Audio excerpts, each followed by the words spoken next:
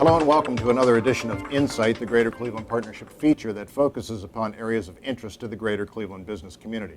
I'm Steve Leutner, and joining me today is Steve Strnisha, CEO of the Cleveland International Fund. Steve, we're going to talk about this fund today, what it has meant for Cleveland, and the need for Congress to act on a reauthorization effort that directly affects it. But first of all, let's just talk about the Cleveland International Fund and how it works and how it has brought hundreds of millions of dollars into the greater Cleveland area? We've actually invested in the last 5 years $220 million in various projects in Northeast Ohio. And thank you for having me here today to speak about it.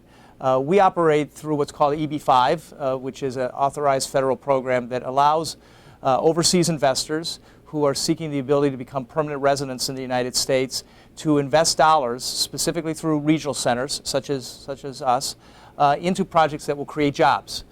We utilize that program, raise funds overseas, and in turn invest those in strategic projects within our area. So the Cleveland International Fund has been a funding source for a lot of very visible, high visibility projects in Cleveland. Can you talk about those a little bit, some of those projects? Yes, and I think we came in at a very critical time, obviously. We started investing in 2010. Obviously, I think people recall times were tough. There were a lot of projects on the cusp of happening that needed additional investment. We invested in the Flats East Bank, the first phase of it that kept Ernst & Young downtown and in Northeast Ohio, brought a new hotel here. We've also subsequently invested in the second phase that's in the process of opening. And I think people can see the great benefit to our community, both from jobs and as well as amenities to this community. We've invested in the new Westin Hotel, which was critical coming online when the new convention center came online. We are the main funder for that project. The Uptown project down by University Circle, many are familiar with. Crocker Park, we invested in the development around the new American Greetings headquarters, which was critical to their decision to stay here in Northeast Ohio. And we also contributed to, we were a portion of the funding for university hospitals when they did their major expansion over the last couple of years that produced the new Ahuja Hospital on the east side as well as the Seidman Cancer Center. So we've been part of a lot of things that have really kind of brought Cleveland to a very strong position now. And not only an important and vital source of financing for these types of projects, but also a job creator. Correct. And again, that is the nature of this program. I think it's the nature, hopefully, of what we see Congress liking about it, to reauthorize it, because it has the specific condition that for each investor we create or show the creation of a certain number of jobs. The projects that we've invested in are $220 million. The total capital for those projects is well over $1 billion, about $1.5 billion.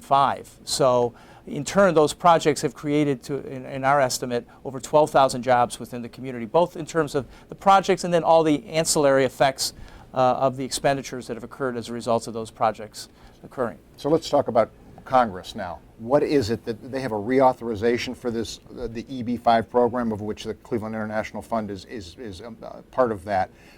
Talk about that. Is there some sort of a looming deadline there? Correct. We are authorized through that program, so that program has to exist. Like a lot of federal programs, it operates with a sunset, so that Congress can take a look at it and see if they want to continue, like a lot of programs. This program's actually been around since 1990. It's operated usually on multi-year authorizations. The current 3-year authorization is up on September 30th of this year.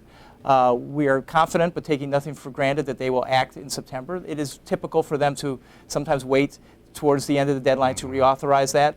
But it's very, very important that they do that by September 30th, because literally, if they do not, the program will shut down and we will not be able to continue to do these kind of investments. And we are frankly in the midst of raising more money for more Northeast Ohio projects that are breaking ground. So it's very critical that they take action by September 30th. Well, the Cleveland International Fund has undeniably been good for the greater Cleveland economy. The Greater Cleveland Partnership advocates Congress to reauthorize this good program. We hope that happens. Thanks very much for joining us today, Steve. Thank you, Steve. And thanks for watching another edition of Insight.